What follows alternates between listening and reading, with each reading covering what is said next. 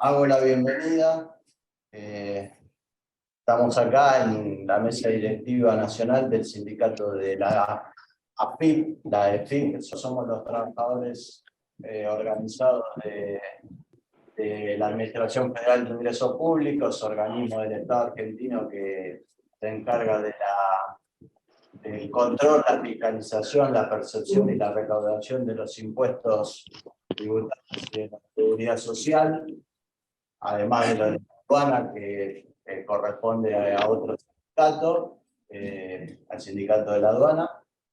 Y te molestamos a vos, Emilce, para hacer esta charla porque de un tiempo a esta parte,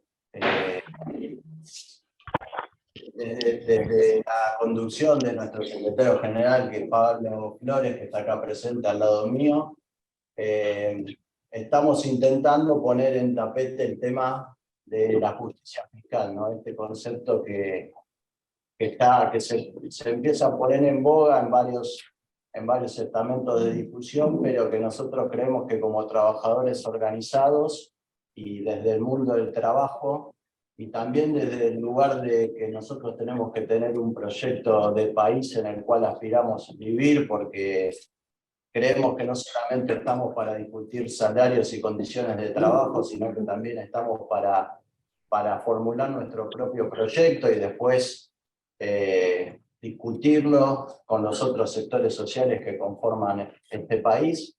Tenemos que tener nuestra propuesta.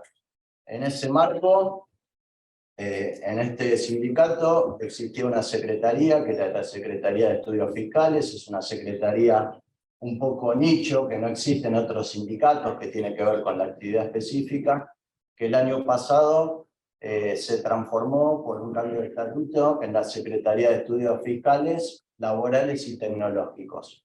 Y además, a fin de año pasado, conjuntamente con la FIP, firmamos un acta de compromiso para la creación de un instituto de capacitación para los propios trabajadores del organismo, hecho desde el sindicato, hecho por los trabajadores del organismo en forma organizada. Ese día, que fue el 15 de diciembre, tuvimos la presencia, ¿no?, además del administrador federal, que vino a nuestro sindicato a firmar ese acta de compromiso. También vino el presidente de la conferencia episcopal, Monseñor Ojea, que bueno, obviamente este proyecto está enmarcado en una visión profundamente cristiana y humanista que tenemos. No lo hacemos desde cualquier lado, lo hacemos, repito, desde los trabajadores, desde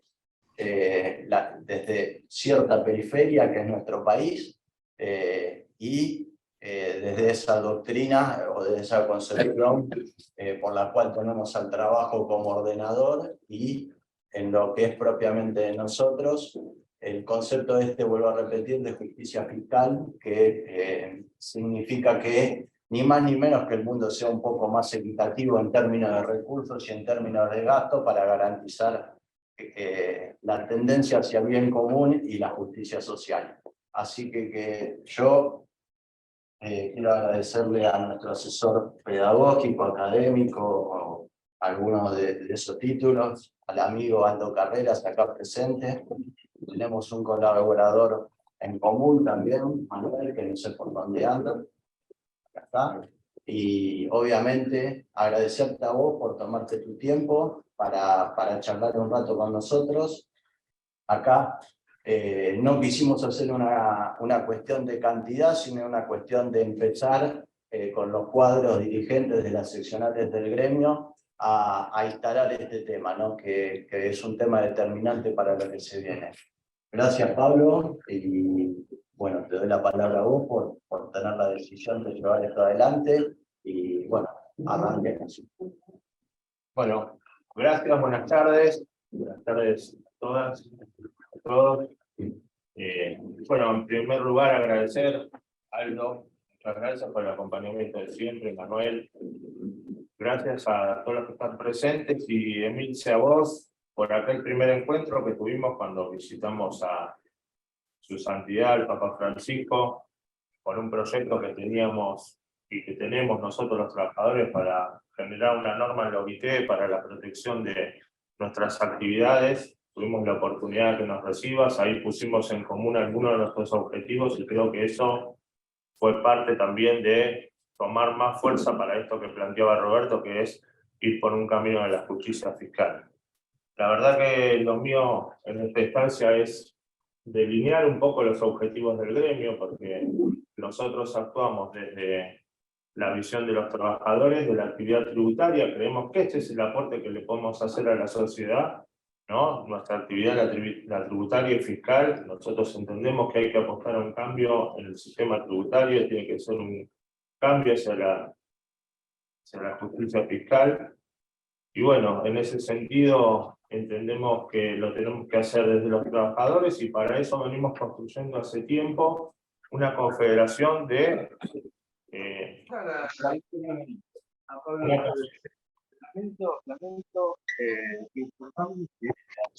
Ahí está. Bueno, venimos construyendo hace algunos años una confederación de organismos tributarios de Latinoamérica. La verdad que está muy avanzado. También participamos en la ISP, que es la Internacional de Servidores Públicos, y desde ahí venimos construyendo algo que para nuestro criterio es algo que, si bien no tenemos que hacer nuestro aporte en la Argentina, es algo que vamos a resolver si hacemos esfuerzos regionales, porque es una discusión que hay en todos los países del mundo, ¿no? Quién recibe las cargas en la tributación y quién es beneficiario de los gastos, de la inversión social desde nuestro punto de vista. Por eso entendemos a la justicia fiscal como eso, una doble vía, cómo se recauda y cómo se gasta. En ese sentido, los trabajadores queremos tener un protagonismo en función de ser parte del diseño, ser parte, digamos, como decía Roberto hace un rato, del diseño de las políticas fiscales, de una discusión de los actores de la vida nacional, y en ese sentido entendemos que los sistemas son bastante regresivos, sobre todo en los países subdesarrollados, muy contrario a lo que pasa en los países más desarrollados, ¿no? Entendemos que para que la dignidad de la persona pueda entrar en una situación de desarrollo y calidad de vida distinta, el Estado tiene que ser el garante con políticas fiscales más progresivas y más justas, más equitativas. Y eso tiene que ver con mecanismos de transparencia, tiene que ver con mecanismos claros en el sistema tributario, y acá obligadamente caemos en las comparaciones de lo que son los países más ricos y más desarrollados, y muy en contrario, como decía, hay voces que en nuestro país se alzan desde los sectores políticos que pretenden ser antipolíticos en nombre de la libertad y en nombre, digamos, de defender el no pago de impuestos, cosa que nosotros estamos absolutamente en contra, porque vemos que los países desarrollados son los que mayor carga tributaria tienen en comparación de los países menos desarrollados. Por los países menos desarrollados tenemos menor presión, menor carga fiscal que los países más desarrollados.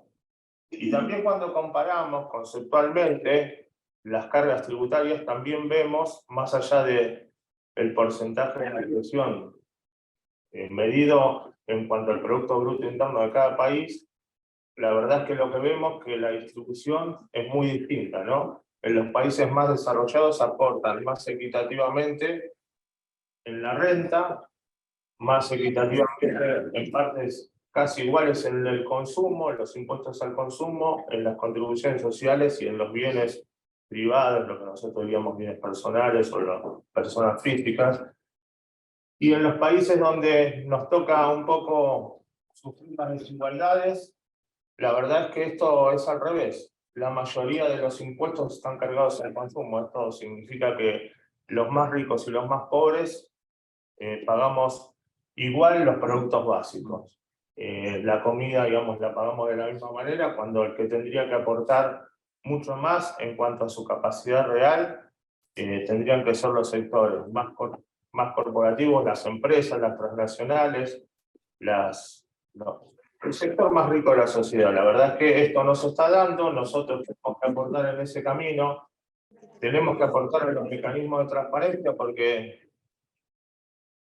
hay incentivos en los mecanismos, hay incentivos, digamos, de beneficios fiscales, y muchas veces lo que queda muy a las claras es que los beneficios fiscales se pueden dar o a las personas físicas o a las empresas. Y la verdad es que quizás está más claro cuando va a las personas físicas, que son los programas alimentarios, los de educación, los programas de salud, pero los incentivos que se le dan a las grandes empresas no quedan claros. Y generalmente esto está mezclado siempre con los aportes a las campañas políticas y los que deciden después en los lugares donde se votan las leyes tributarias cómo siguen sosteniendo un sistema injusto. En función de eso es que nosotros tenemos esta claridad de cuáles son la dirección que le tenemos que dar al cambio y a la transformación al sistema. Y bueno, tenemos por delante grandes desafíos que son ver cómo en el fraude fiscal y en la evasión tenemos que ver, nosotros podemos ver los daños que se le hace, digamos, a la recaudación nacional para después poder invertirla socialmente, los daños que se le hace con los grandes bolsones de evasión, los fraudes fiscales, y cuando logramos medir esto de alguna manera, que las mediciones no son exactas porque son todos sistemas no registrables y todos mecanismos de ilusión, pero vemos comparado con el Producto Bruto Interno, que lo que se pierde anualmente y a través de los años prácticamente son los sistemas que no nos dejan salir del endeudamiento público. Ahí tenemos el gran desafío, cómo nosotros encaramos una política de un sistema tributario con una justicia fiscal que nos ayude a salir de esta dicotomía, ¿no? El endeudamiento, la equidad para las grandes mayorías y bueno, construir este camino. Esto que nosotros lo venimos planteando, lo hemos hablado con vos, simplemente enunciamos estas hipótesis de trabajo, los hacemos, como dijo Roberto también, bajo la claridad de esa síntesis que hace el Papa Francisco, donde él nos señaló que el corazón del pacto social tiene que ser el pacto fiscal para que esté equidad. Así que bueno, con eso te dejamos un poco, le doy el paso a la palabra a Aldo. Bueno, además es agradecer de nuevo que estés acá con nosotros. Muchas gracias. Bueno, yo voy a ser muy breve porque si desarrollo o leo todo el currículum de UDA, creo que vamos a llevar mucho tiempo. Le quiero agradecer mucho a Emilce, pero quiero recalcar algunas cosas para que luego tendrán ustedes al alcance del currículum completo. Emilce Cuda es una de las primeras mujeres que ocupa un cargo del alto rango que tiene en la Curia Romana, cargo al cual la nombra específicamente no un funcionario de línea de la Curia Romana, sino es un nombramiento hecho por su santidad. Ella es doctora en teología, filosofía, recorrido todas las universidades, tanto acá en Buenos Aires como en Estados Unidos, como en América Latina. Pero quiero recalcar 4 o 5 cosas en las cuales está compenetrada, y no es una doctora solo de las universidades, es también una doctora de las universidades de la periferia. Y quiero recalcar que Emilce es la primer secretaria en lo que son las comisiones pontificias, que podría decir y compararla con ministerios de alto nivel de la Curia Romana. Es secretaria de la Comisión Pontificia para América Latina, es miembro de la Comisión Pontificia para las Ciencias Sociales, en la cual participan autoridades intelectuales de la política de todo el mundo. También es miembro de la Academia para la Vida. Y está llevando adelante el camino de 2 cosas muy fundamentales, y termino acá. Es doctora, tengo se me había ido el doctorado y el título que le dio hace muy poco en la Universidad Nacional de Rosario. Pero los títulos de Milce Cuda luego se los transmitiremos.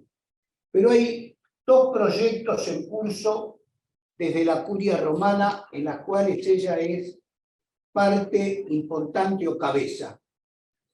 Uno es el diálogo norte-sur y el diálogo sur-global en los temas de energía y de alimentos. Los actores de estos caminos son las universidades, las cámaras de empresarios y las centrales sindicales. Es muy largo que Emilce pertenece al CELAN, organismos de las conferencias episcopales, tiene el recorrido de las universidades de Loyola, es imposible desarrollar todo el artículo. Y lo más importante, que su carrera es también ejemplo en su forma de actuar. Así que, Emilce, soy un mal presentador, y lo mejor de un buen presentador es que hable poco. Así que lo que estamos esperando, y agradecerle a Carlos, a Pablo, a todos ellos, y además me dejan hablar porque soy el más viejo, entonces no les queda otro remedio. Y veo que Alberto acá está sintiendo, Roberto, está sintiendo que soy el más viejo. Alberto Fernández lo vi. Así que bueno, te damos la palabra y nuevamente gracias por toda tu actividad y por poderte escuchar. Bueno, muchas gracias, querido Aldo, el profesor Carrera, muchas gracias, siempre exagera mucho cuando me presenta. Estoy muy agradecida por su colaboración, siempre, mucha. Muchas gracias a los compañeros, Pablo, Roberto, muchas gracias, y a todos los compañeras y compañeros que veo que están presentes en este Zoom. Bueno, soy simplemente una trabajadora más, los currículos siempre son rimbombantes, pero los que me conocen de hace muchos años, como Martín, compañero incluso de universidad, somos trabajadores, somos misioneros, militantes, en fin. Yo estoy muy agradecida de que me hayan invitado a compartir esto con ustedes. Acá los importantes, los actores importantes son ustedes, justamente por todos los que han expresado en este momento Pablo y Roberto, ¿no? Yo no tengo nada para decirle a ustedes que yo no haya aprendido de ustedes. Y esto sabe que no es una mera fórmula de protocolo. Todo lo que digo lo aprendo de los sindicatos, de los trabajadores argentinos, de los movimientos populares. Lo digo porque lo que aprendo con ustedes yo lo comparto en el mundo. Lo digo en el CELAM, lo digo en las universidades. ¿Y por qué? Bueno, porque justamente el sindicalismo argentino, la historia de los trabajadores en Argentina, es realmente relevante. Por ejemplo, yo siempre digo que si estudiamos los movimientos migratorios país por país en América Latina, la migración es el gran drama del siglo XXI, es el gran drama.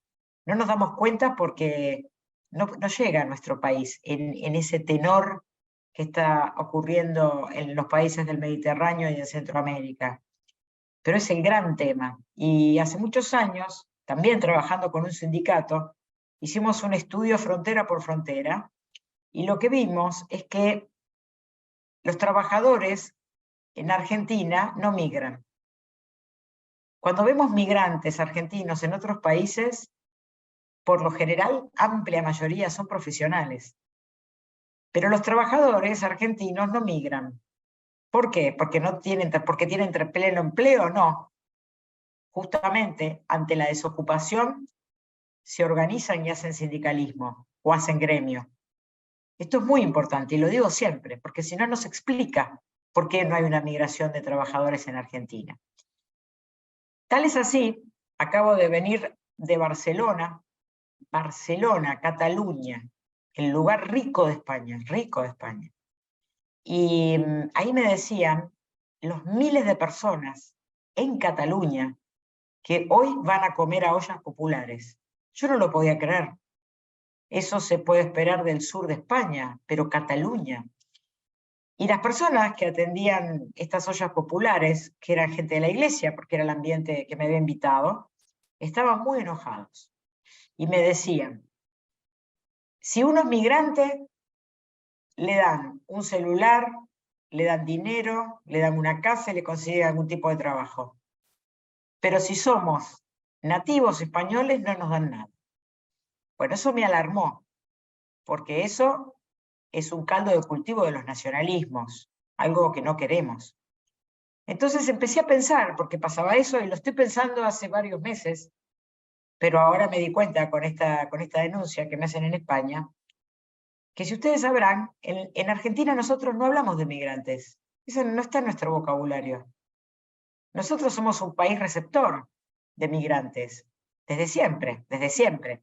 No solamente de los europeos que venían antes, durante, en el medio y después de la Primera y la Segunda Guerra Mundial, sino también de todos los países latinoamericanos. Sin embargo, la palabra no fue nunca migrante en Argentina.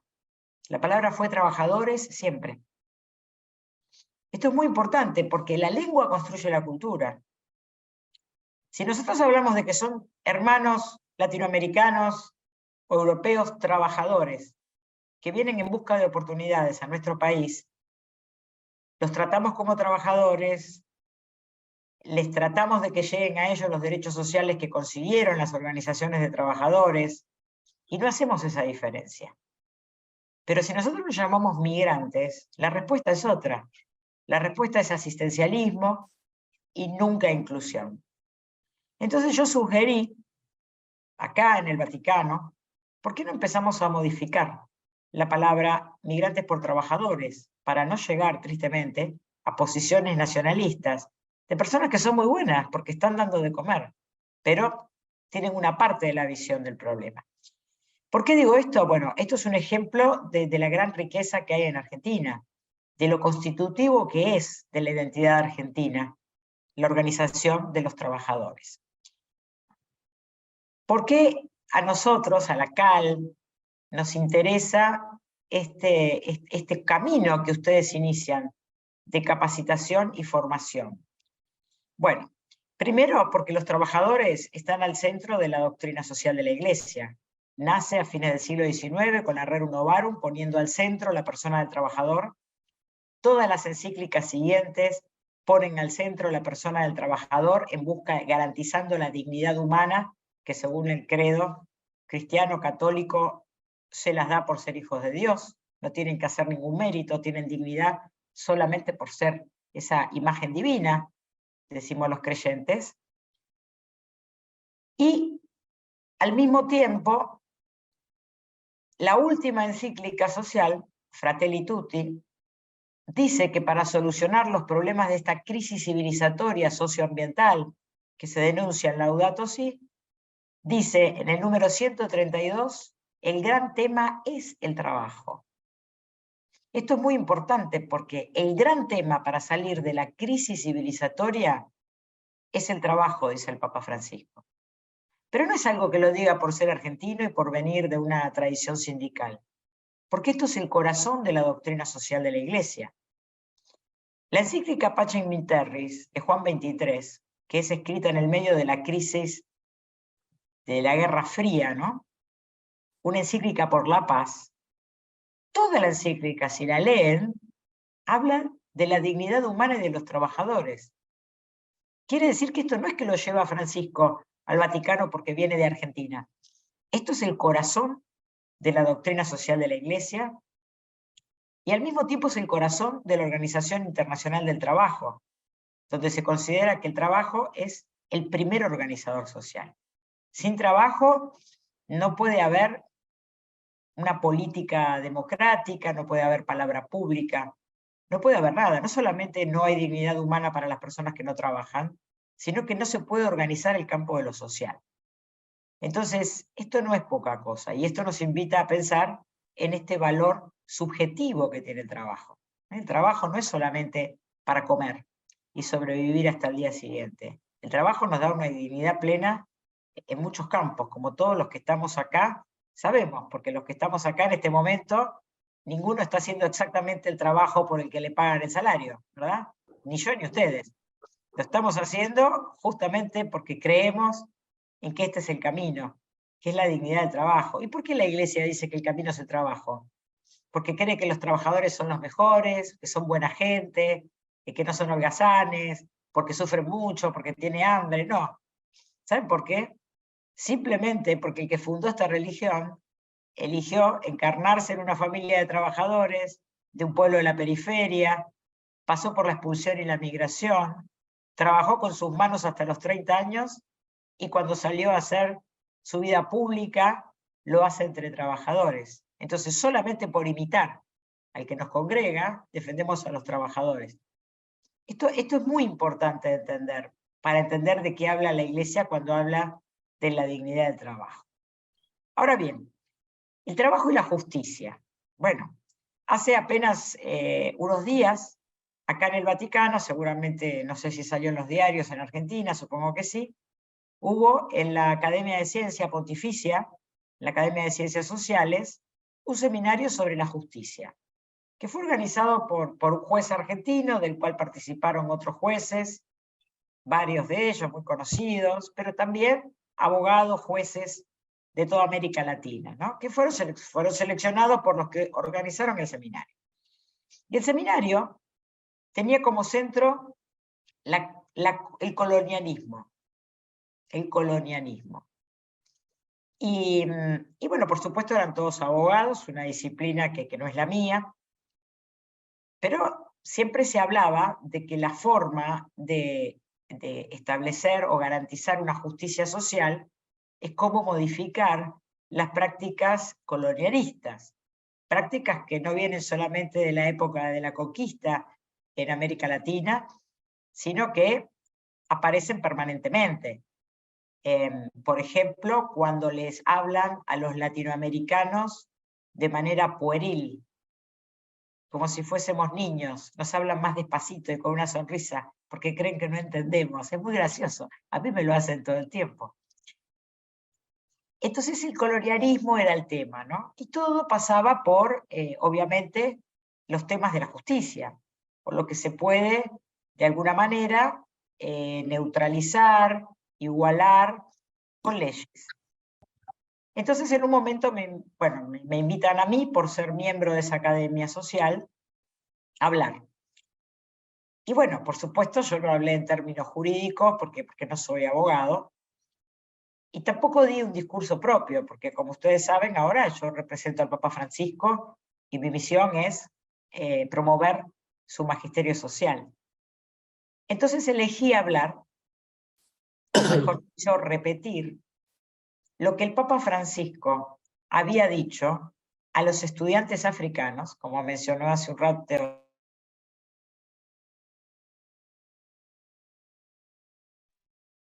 Ahora sí, me mutearon. Lo que había dicho a los estudiantes africanos en el encuentro que organizó la CAL,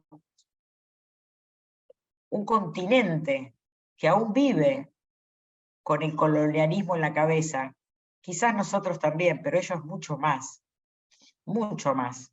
Un continente donde el Papa le dice a los jóvenes que él está muy al tanto de lo que es la colonización hasta el día de hoy, que aparece de muchas maneras, que aparece robando los recursos y cometiendo abusos en la conciencia, no solamente violaciones reales, violaciones a las mujeres y violaciones a la tierra, que es el extractivismo.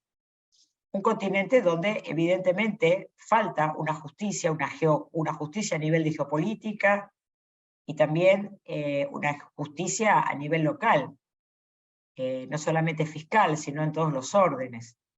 Y sin embargo, la respuesta del Papa, que salió publicado en el Observatorio Romano y en otros medios, quizás la vieron, la respuesta para el colonialismo, ¿saben cuál fue? Organización, resistencia y doctrina política. Organización, resistencia y doctrina política. Es interesante porque para hablar en contra del colonialismo, que finalmente es la causa de todo lo que acaban de decir Pablo y Roberto, sigue siendo un colonialismo encubierto. El Papa dice, tenemos la soberanía del suelo para arriba pero no la tenemos del suelo para abajo, si se siguen llevando las riquezas naturales de ambos continentes sin tributar, una riqueza que se convierte en renta y se fuga en divisas. Y sin embargo el Papa Francisco dice que en la salida es organización, resistencia y doctrina política. Y les dice que esa doctrina política no puede ser ni de izquierda ni de derecha, es decir, no tiene que venir de afuera. Le dice que ellos mismos la tienen que hacer. ¿Y por qué digo esto? Bueno, porque justamente todo lo que acaban de mencionar ustedes dos y que entiendo que comparten todos los compañeros, es la necesidad de tener una formación y una capacitación. Y eso es muy importante, para que no terminemos concluyendo lo que estas mujeres me dijeron en Cataluña, ¿no? Que el problema era que a los migrantes se les daba todo y a los trabajadores nada. Es importante la capacitación y la formación para que no nos matemos entre nosotros, porque primero vamos a empezar por los migrantes, después vamos a seguir por los compañeros trabajadores que no tienen empleos formales, y de última vamos a seguir entre nosotros, porque los puestos cada vez van a ser menos por el avance tecnológico cualitativo, y los que hoy tienen trabajo, en poco tiempo no lo van a tener. Entonces, es importante la formación y la capacitación. La Organización Internacional del Trabajo en el 2019 cumple su aniversario y saca un documento que he mencionado varias veces, que se llama El futuro del trabajo. Y ahí dice que es muy importante para garantizar el futuro del trabajo, la formación y la capacitación. Y dice que hay que invertir dinero en eso. Este es otro tema, porque generalmente cuando se pide dinero, sobre todo en las estructuras de la iglesia, en todas sus denominaciones, el dinero se pide para el asistencialismo, algo que el Papa Francisco critica mucho y comparto. O el dinero se pide para la construcción de viviendas, pero no es fácil, les cuento, conseguir dinero para capacitación y formación. Y eso es lo que pide el documento de la OIT, dinero para capacitar y formar. Ustedes están abriendo un curso de capacitación y formación, pero yo les digo que esto es una perla en el desierto. Esto es posible en Argentina, no solo por su trayectoria, sino porque los sindicatos y los gremios son grandes formadores de conciencia, en el mejor sentido, no solamente política, sino también evangélica. Son los primeros evangelizadores en nuestro país. Pero esto pasa en Argentina nada más. En el resto de los países de América Latina, donde las organizaciones internacionales, sindicales no tienen el reconocimiento de una personería jurídica, precisamente porque las actividades laborales que realizan no están reconocidas como trabajo por los estados, no tienen ninguna posibilidad de disponer recursos para la formación y la capacitación. Por eso la Organización Internacional del Trabajo insiste que para solucionar este problema del desempleo estructural a que nos lleva este cambio tecnológico, tenemos que invertir, los estados tienen que invertir en organización y capacitación y formación, en capacitación y formación. Ahora bien, ¿qué pasa? Si los estados quieren invertir en capacitación y formación, la opinión pública reacciona en contra, rápidamente, porque no ven eso como una inversión, sino como un gasto público. Ahora bien, y ahora voy al terreno de ustedes, ¿por qué ven eso como un gasto público? Bueno, porque justamente hoy esa tasa que supera la mitad de la población mundial activa en desocupación, si sobrevive hasta el día siguiente, como también he dicho varias veces, es porque algún trabajo hizo. Y si sobrevivió, es porque esa actividad laboral fue compensada económicamente. Quiere decir que migrantes y no migrantes, todos los trabajadores que no tienen un empleo formal, se les paga por un trabajo. Y si se les paga, es porque su actividad laboral fue puesta en valor por el mercado.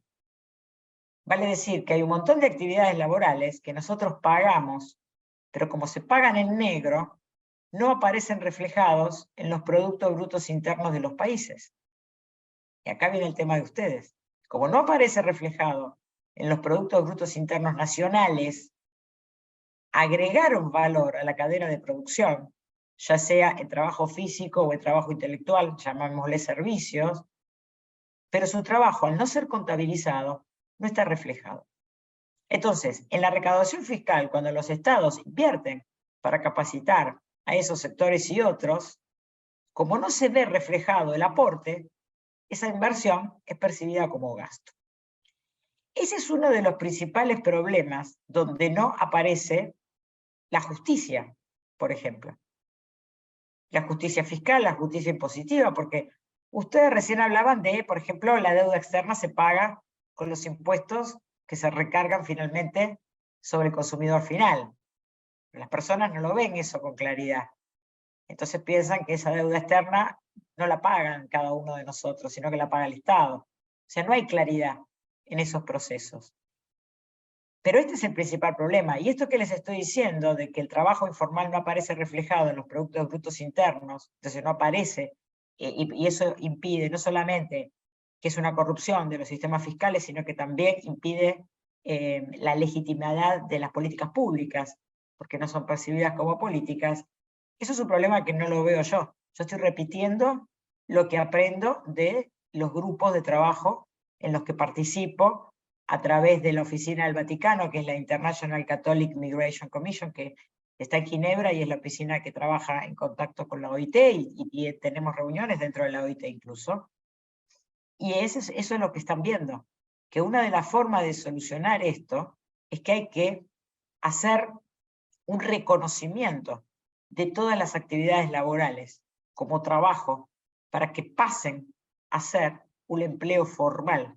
Esa es la primera justicia que hay que hacer con los trabajadores, porque no se trata de forzar que se incorporen trabajadores a un aparato productivo que hoy ya no puede hacerlo, porque han sido reemplazados por máquinas. Pero eso no significa que las personas no estén trabajando, quiere decir que esa actividad hay que reconocerla. Entonces, por un lado, yo veo que la importancia de este Instituto de Capacitación e Formación no es solamente para ustedes, sino que creo que tiene mucho para compartir hacia afuera, hacia otros sindicatos y hacia otros gremios en Argentina, aportar a la opinión pública, a la constitución de una identidad nacional que sea fiel a su historia de haber conseguido derechos laborales, sino que también, como se lo he dicho cuando me visitaron en la CAL, la importancia de poder extender esto al resto de América Latina. Hoy la virtualidad nos da esa oportunidad. Y eso sería una forma de ayuda. Es una forma de ayuda que no se necesita dinero, pero que es más importante que el dinero que se pueda mandar en sentido asistencialista. Porque lo que necesitamos es que las personas no luchen por comida, luchen por derechos. Entonces a mí me parece que es muy importante que esto sea un aporte de ustedes también a otros compañeros de América Latina. La capacitación y la formación de la importancia de la justicia fiscal. Vuelvo a repetir, como ha dicho el Papa Francisco, la pobreza, la gran injusticia social, la gran amplitud entre la riqueza y la pobreza en nuestros continentes, América Latina y África, hay que buscarla en las prácticas neocolonialistas, que se están robando todos nuestros recursos de distintas maneras. Y por supuesto, las políticas fiscales tienen mucho que ver, muchísimo que ver. Más allá de eso, también es importante, y no quiero aburrir para poder hacer un diálogo, ¿no? Pero también es importante que en la formación y la capacitación se traten los temas de la prevención de abusos que son de todo tipo. Es decir, generalmente la palabra abuso hoy se relaciona con el abuso sexual, con el acoso sexual. Pero tenemos todo el abuso psicológico, toda la presión sobre los trabajadores, sobre todo para aquellos que quieren actuar en conciencia.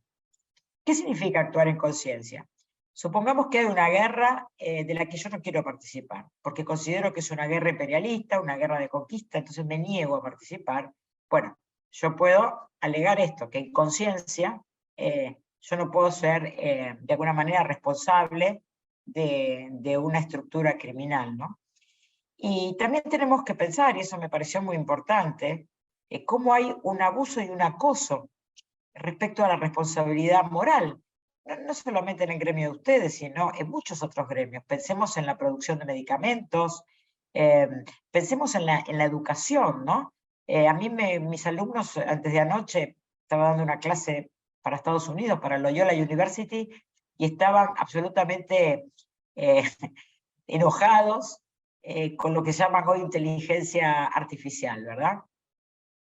Y a mí no me parecía nada grave, porque la inteligencia artificial la estamos usando hace 2000 años.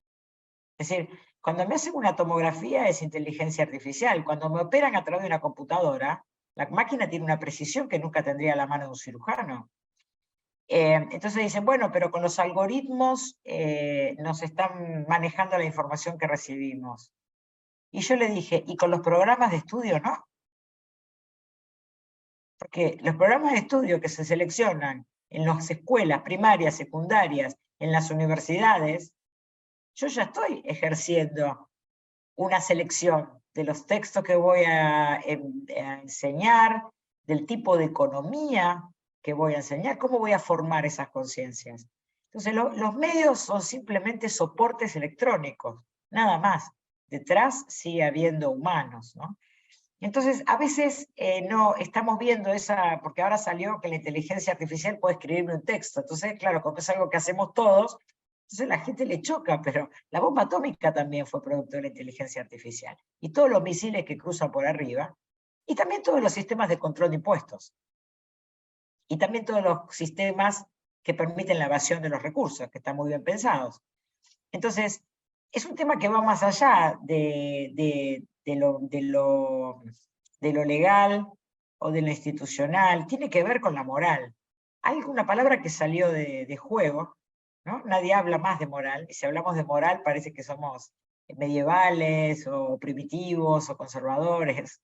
No, es importante la moral para defender la vida. Con esto cierro. Aldo mencionó que entre todos los lugares que me nombró el Papa Francisco, me nombró en la Academia Provida.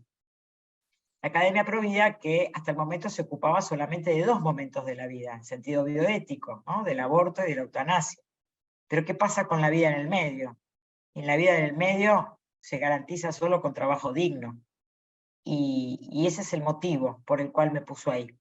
Y desde ese lugar es que yo vi muy importante, porque hacía muy poco que me habían nombrado cuando yo los recibí, y me pareció muy importante lo que venían a presentar. Porque no solamente es algo que colabora con los trabajadores que actualmente están en el sistema judicial, de impuestos, etcétera, sino también que puede colaborar con todos los trabajadores, si tienen esta capacidad de capacitar y formar en valores. Valores, no hay que tener miedo a esa palabra. Y bueno, saber que estoy muy agradecida. Yo solamente estoy contando lo que escucho acá. Yo no sé más que ustedes de esto. Ustedes saben muy bien que ustedes son los que saben y aprendo de ustedes, lo repito. Solo colaboro un poco con lo que escucho, si es que les sirve de algo. Y bueno, y saber que estoy a disposición. Gracias.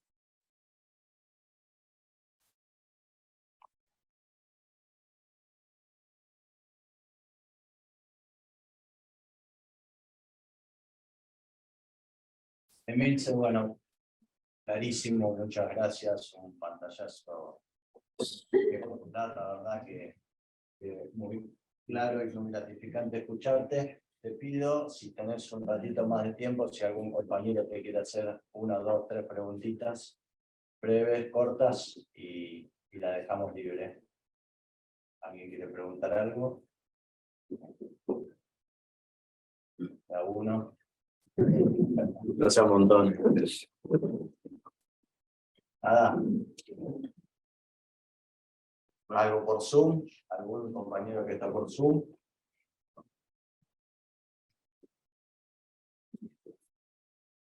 Bueno, pregunto yo te voy a hacer una pregunta. En relación a lo que vos decías de la oportunidad que tenemos a través de la virtualidad de trasladarlo a América Latina. ¿No crees que es el camino para, digamos, esa armonización? Primero la discusión y después la armonización que deberían tener los sistemas tributarios de cada uno de los países de Latinoamérica para o bien llegar a un sistema tributario continental o a una propuesta única para poder dar esa discusión en el marco de la multilateralidad, ¿no? No sé si ese sería el camino que vos planteás o... Bueno, esa es mi pregunta. Claro.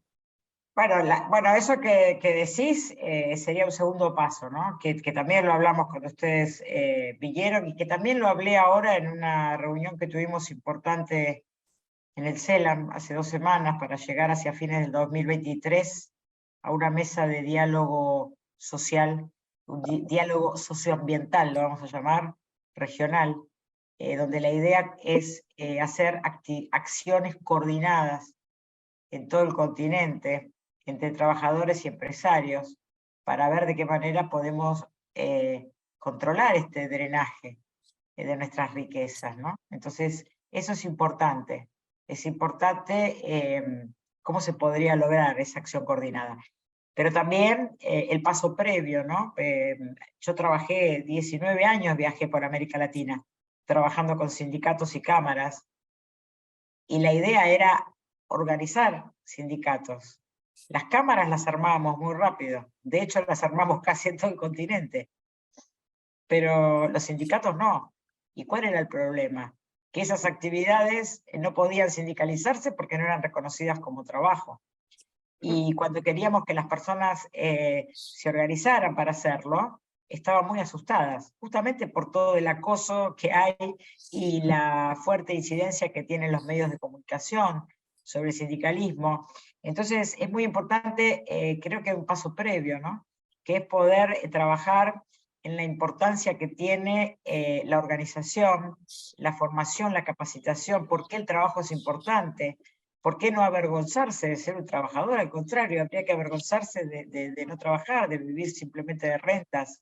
No todo trabajo tiene que ser limpiar letrinas, como me enseñó una vez, hace muchos años, un psicólogo, psicoanalista muy famoso, ¿no? Parece que solo se trabaja cuando se hace el peor de los trabajos, pero también tenemos que hacer que nuestros profesionales, que este no es el caso justamente de ustedes, pero como nuestros profesionales también piensen en la importancia de la organización de los trabajadores, que no es solamente para defender los derechos inmediatos de condiciones de medio ambiente de trabajo de la actividad en la que yo estoy, sino que justamente la organización de los trabajadores es en defensa de los derechos sociales de todos, en defensa de la soberanía de un país, en defensa de también de esta soberanía moral que tiene que tener un país, porque como dice el Papa Francisco, el cambio viene desde el subsuelo del planeta, viene desde abajo.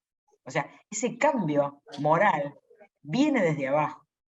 Y esto cuesta creerlo, porque lo que piensan es que la gente que dice cosas importantes son las que tienen muchos títulos, como me presentó Aldo, ¿no? Pero todo lo que yo digo es porque yo no solamente vengo de una familia trabajadora, sino porque trabajé con mis manos. A mí me cortaban la luz y el gas porque no tenía para pagarlos. Entonces, es importante que los trabajadores hablen y formen, porque se habla desde la experiencia, desde la empatía, pero por la defensa de todos los valores morales de una nación. Es un trabajo colaborativo. Por eso me parece importante, porque en Argentina hay muchas escuelas de formación y capacitación de distintos tipos, pero solo en Argentina. Esto no está en Guatemala, en Honduras, en El Salvador, en Nicaragua, no está en esos países. En Chile, en Uruguay muy poco. Entonces creo que eso es un trabajo solidario, en el mejor sentido de la palabra, que puede hacer, ¿no? No es que lo tengan que hacer, pero yo les digo que eso es maravilloso. Si ustedes, como dijeron, quieren dar un perfil humanista, también pensar cómo compartir esta riqueza. Bien. Una pregunta más. Dale. Hola, Emilce. Vos conocés nuestra tarea, estás trabajando con nuestro sindicato en la posibilidad de instalar algo en OIT que es significativo. Y recién de tus palabras surgía, creemos muchos, la palabra clave, que es el tema moral, que tiene que ver con la posibilidad de tener una ética en el trabajo, una ética en la gestión fiscal, una ética en la gestión gubernamental y una ética definitivamente desde quienes tienen responsabilidad de dirigir los destinos de nuestros países, ¿no? Entonces, que parece ser lo que falta. Y cuando vamos a cada lugar de trabajo y a nuestros compañeros le queremos transmitir algunas cosas, siempre sentimos que nos falta algo decirles. Entonces, compartiendo con vos, la pregunta es, ¿qué 2 o 3 ideas fuerza, o palabras o frases que podemos transmitir a nuestros compañeros cuando compran el discurso de que los impuestos son inmorales? Cuando compran el discurso libertario de que acá la única manera de progresar es salvándose quien pueda y que venga el que... o sea, la no solidaridad está cundiendo en la necesidad de la crisis que estamos teniendo en los distintos países. ¿Qué tipo de idea fuerza desde lo moral, sobre todo viniendo desde donde vos estás y desde vos, podemos compartir con nuestros compañeros para decirle, nuestro trabajo no solo nos dignifica, sino nuestro trabajo es esencial para el futuro de una sociedad un poquito menos injusta? Ni siquiera estamos hablando de verdadera justicia. Porque nos plantean tantas barbaridades, que obviamente las compartimos y las vivimos, que a veces se nos hace difícil transmitirle una posibilidad de decirle, agarrémonos de esta cuestión moral porque vamos a salir adelante. Entonces, 2, 3 ideas fuerzas por las que nosotros podamos transmitirles a nuestras compañeras y compañeros la posibilidad de que vamos a superar esta batalla antimoral que estamos sufriendo como trabajadores.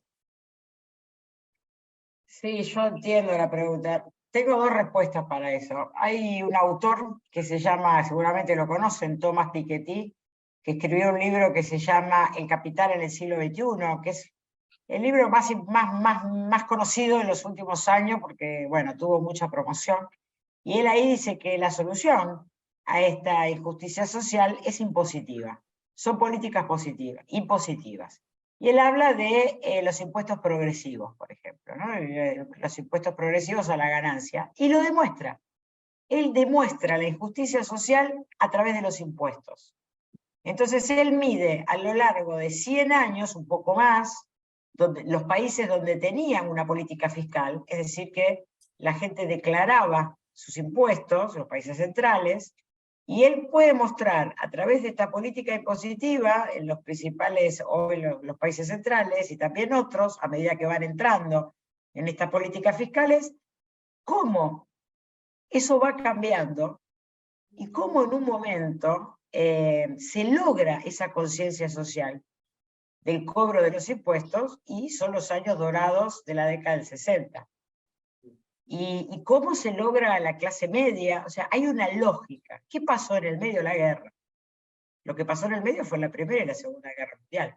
Ese desastre, esa atrocidad, hizo que se entendiera que la solución era esta, ¿no? Una política impositiva. Bueno, eso por supuesto termina con el neoliberalismo en los años 80, ya todos sabemos cómo sigue la historia, pero es importante, porque él lo muestra con esos números, y está muy bueno. Entonces lo que dice, si nosotros hacemos una política impositiva, progresiva, podemos volver a recuperar esos niveles, etcétera, etcétera. Hay otro autor que se llama Zizek, que es un filósofo político, y le dice, mire, todo lo que usted dijo está fantástico, pero para hacer esa política de impuestos progresivos que usted pide, hay que hacer una revolución. Le dice, ¿usted cree que la gente cambiaría este sistema porque sí? Dice, la solución entonces no pasa por la economía, pasa por la política finalmente. Ahora bien, la Primera y la Segunda Guerra Mundial, ese horror hizo cambiar la conciencia de la gente. A mí lo que me ha servido mucho es mostrar qué pasa, mostrar a los trabajadores qué pasa en un país donde no existe la organización de los trabajadores. Porque si somos argentinos, creemos que esto es natural. Pero si ustedes van, por ejemplo, a países de andinos, la gente vive a 4 horas o 2 horas o más de su lugar de trabajo, y como no hay regulación de horario de trabajo, porque las leyes están, pero si no hay un sindicato que las haga cumplir, si el sueldo mínimo es 200 por ley, pero si no haber organización sindical, el patrón paga 50 y la gente trabaja por 50. que es obvio, nadie puede ir a protestar solo en un modelo de sindicato por empresa, por ejemplo. Entonces, esa gente trabaja 20 horas por día y no tiene tiempo de ir a su casa, duerme en la estación de servicio, porque no hace tanto frío, ve a la familia una vez al mes, nada más. Que no tienen baño, no tienen un lugar para comer, no ya una hora para comer, tienen un lugar para comer. Entonces, esas cosas hay que mostrarlas, porque las palabras a veces no alcanzan. A veces hay que mostrar qué pasa en los países donde no hay sindicatos, donde no hay gremios, donde no hay organización. La imagen hoy, el lenguaje estético es más fuerte que la palabra. ¿Por qué? Porque la palabra está hegemonizada, está divulgada con una tecnología muy sofisticada, entonces cualquier cosa que digamos van a tener el argumento perfecto para contradecirla. Pero la imagen es otra cosa. Fíjense que así surge el cine, ¿no? El cine impacta más que 900 páginas de un libro. Es la capacidad de poner en una imagen de 15 minutos un horror. Bueno, yo creo que hay que aprender a manejar el lenguaje estético. No veo de qué otra manera. Y por ahí viene el cambio político de que se le dice a Piketty, ¿no? O sea, que vuelvo a repetir lo que dice el Papa. El cambio viene de abajo, del subsuelo del planeta, de los poetas sociales, que son los trabajadores. En fin, es lo que yo puedo aportar desde mi lugar. Hay gente que puede saber más que yo de estos temas, pero eso es lo que yo no leí en los libros, eso lo vi yo en nuestra América Latina.